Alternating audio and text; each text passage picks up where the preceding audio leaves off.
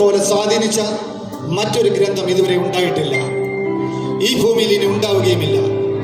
അന്നും ഇന്നും എന്നും ജീവൻ തുടിക്കുന്ന വചനം, ദൈവത്തിന്റെ അനന്തമായ കാരുണ്യത്തിന്റെയും അചഞ്ചലമായ വിശ്വസ്തതയുടെയും അഗാധമായ സ്നേഹത്തിന്റെയും കീർത്തനങ്ങളാൽ മുഖഭരിതമാണ് വിശുദ്ധ ഗ്രന്ഥം.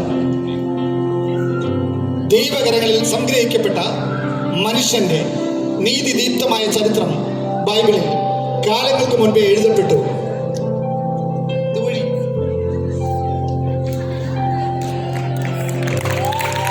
സൗഭാഗ്യപൂർണമായ അവസ്ഥയിൽ 6-ാം ദിവസം ദൈവം തന്റെ ഛായയിലും സാദൃശ്യത്തിലും ആദമിനെ സൃഷ്ടിച്ചു. അവൻ ഏകനായിരിക്കുന്നത് നന്നല്ല എന്ന് കണ്ട ദൈവം അവന് ചേർന്ന ഇണയെ സൃഷ്ടിച്ചു. ഇവൾ എന്റെ അസ്ഥിയിൽ നിന്ന് അസ്ഥിയും മാംസത്തിൽ നിന്ന് മാംസം എന്ന് പറഞ്ഞ് ആദ്യ മാതാപിതാക്കളും ആദമും ഹവ്വയും വിലക്കപ്പെട്ട കനി ഭക്ഷിച്ച് ആദത്തെയും ഹവ്വയെയും ദൈവം ഏദൻ തോട്ടത്തിൽ നിന്ന് പുറത്താക്കി.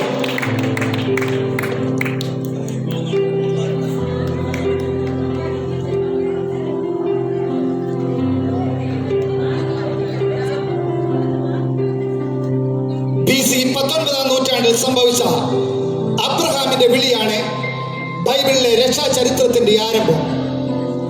ദൈവവിശ്വാസത്തിൽ അടിയുറച്ചു നിന്ന് അബ്രഹാമിന്റെ ഭാര്യ സാറായിക്ക് സന്താന സൗഭാഗ്യം ഏറെ വൈകിയാണ് ലഭിച്ചത്. തന്റെ ഏകപുത്രനോടൊപ്പം ദൈവകൽപ്പന അനുസരിച്ച മോറിയാമലയിൽ വെച്ച് വീണ്ടും അബ്രഹാം ദൈവത്തെ അനുസരിക്കുന്നു. ആകാശത്തിലെ നക്ഷത്രങ്ങളെ പോലെയും കടൽ തീരത്തെ മണൽത്തരി പോലെയും നിനക്ക് സന്തതി പരമ്പര ഉണ്ടാകട്ടെ. ഇസ്രായേലിനെ ഈജിപ്തിന്റെ അടിമത്തത്തിൽ നിന്ന് മോചനം നേടിക്കൊടുത്ത് മാർഗദർശിയായി ദൈവം നിയോഗിച്ച ജലത്തിൽ നിന്ന് വീണ്ടെടുക്കപ്പെട്ട മോശ വിഗ്രഹാരാധനകളെ തച്ചുടച്ച് ദൈവകൽപ്പനകൾ പകർന്നു നൽകി ദൈവത്തിന്റെ സ്വന്തം ജനമായ ഇസ്രായേലിനെ വാഗ്ദാന ഭൂമിയിലേക്ക് നയിച്ച വ്യക്തി, ദൈവത്തെ മുഖാമുഖം കണ്ടവരും ഏറെ സൗമ്യനുമായ മോശ.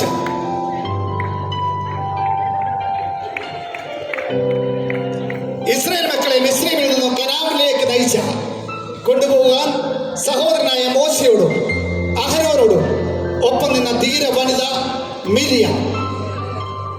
ഇസ്രായേൽ മക്കൾ ചെങ്കടൽ നടങ്ങിയപ്പോൾ ഉണങ്ങിയ നിലത്തുകൂടെ അപ്പുറം കിടന്നപ്പോൾ മിരിയാം തപ്പെടുത്ത് നൃത്തം ചെയ്തു. ഇന്ത്യ മുതൽ എത്യോപ്യ വരെ നീണ്ടുകിടന്നിരുന്ന പേർഷ്യൻ സാമ്രാജ്യത്തിന്റെ അധിപനായിരുന്നു അഹേശ്വര ചക്രവർത്തി. ബാബിലോൺ രാജാവായ നെബൂഖദ്നേസർ യെരൂശലേം ദേവാലയം നശിപ്പിച്ച് യഹൂദ ജനതയെ അടിമകളാക്കി കൊണ്ടുപോയതിന് പിന്നാലെ എബ്രായ ജനത വിവിധ ദേശങ്ങളിലായി സ്ഥിരീകരിക്കപ്പെട്ടു. അങ്ങനെ അഹേശ്വരസ് രാജാവിന്റെ പേർഷ്യൻ സാമ്രാജ്യത്തിൽ വാസമുറപ്പിച്ച യഹൂദ ജനത സമൂലം നശിക്കപ്പെടുന്ന ഭീഷണിയുമുണ്ടായി. എന്നാൽ മറ്റൊരു പുറപ്പാട് സംഭവം പോലെ യഹൂദ ജനത എസ്തേർ എന്ന യുവതിയുടെ പുതിയൊരു വിമോചന കാലം സംജാതമായി.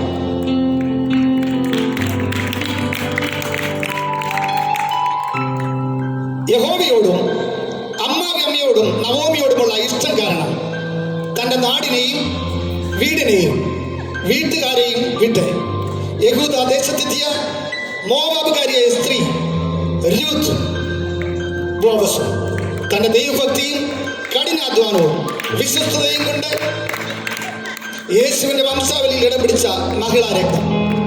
നിന്റെ ജനം എന്റെ ജനം, നിന്റെ ദൈവം എന്റെ ദൈവം, നീ മരിക്കുന്നിടത്ത് ഞാനും മരിച്ചടക്കപ്പെടും എന്ന് ഉറച്ച നിലപാട് സ്വീകരിച്ച രൂത്ത് മരുമക്കൾക്ക് ഒരു മാതൃകയാണ്.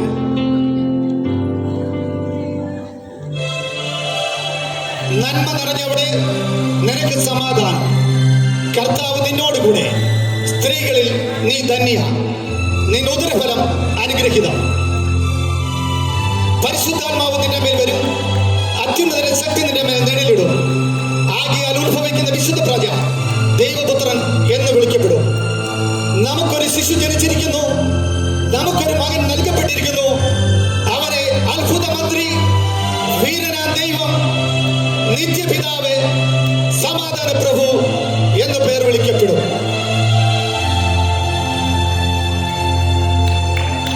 സ്വർഗരാജ്യം സമീപിച്ചിരിക്കാൻ മാനസാന്തരപ്പെടുവേ. തല പോകേണ്ടി വന്നാലും സത്യത്തിനായി നിലകൊള്ളുന്ന സ്നാപക യോഹന്നാൻ, സർപ്പസന്തതികളെ വരുവാനുള്ള കോപത്തെ വിട്ടൊഴിഞ്ഞുകൊള്ളുകയും മാനസാന്തരത്തിന് യോഗ്യമായ ഫലം കായ്പീൻ. ഇപ്പോൾ തന്നെ വൃക്ഷങ്ങളെ ചുവടിന് കോടാലി വെച്ചിരിക്കുന്നു.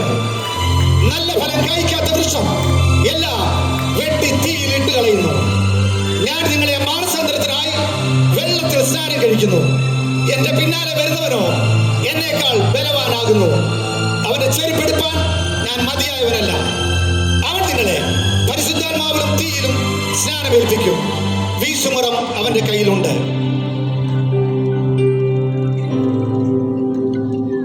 യേശു തിരഞ്ഞെടുത്ത ശിഷ്യന്മാരിൽ പ്രധാനിയാണ് പത്രോസ്. ഇന്നു മുതൽ നീ മനുഷ്യനെ പിടിക്കുവാനാകുന്നേ യേശു പത്രോസിന് ഉറപ്പ് കൊടുത്തു. പത്രോസേ, നീ പാറയാകുന്നു.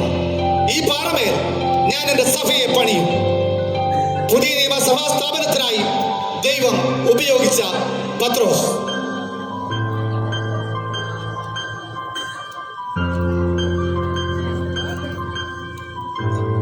ഞാൻ ചെയ്തതൊക്കെയും എന്നോട് പറഞ്ഞ മശിഹായെ ഞാൻ കണ്ടെത്തി എന്ന് യേശുവിനെ കുറിച്ച് ലോകത്തോട് സാക്ഷീകരിച്ച ആദ്യത്തെ വനിത ശമരിയ സ്ത്രീ.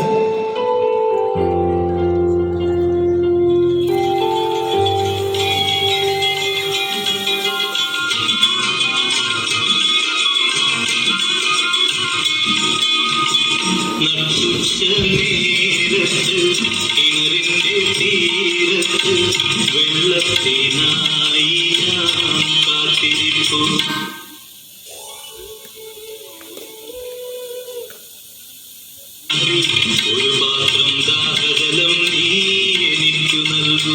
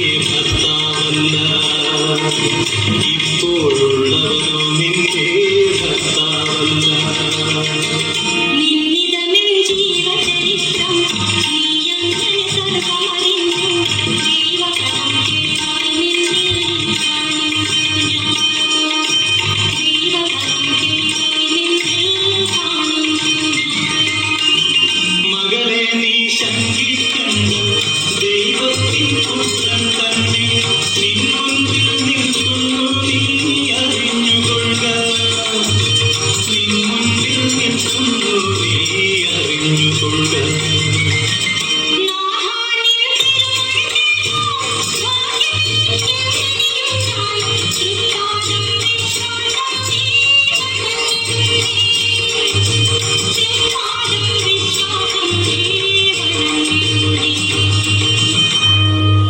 ഞാൻ തന്നെ വഴിയും സത്യവും ജീവനുമാകുന്നു. എന്നിൽ വിശ്വസിക്കുന്നവൻ മരിച്ചാലും ജീവിക്കും.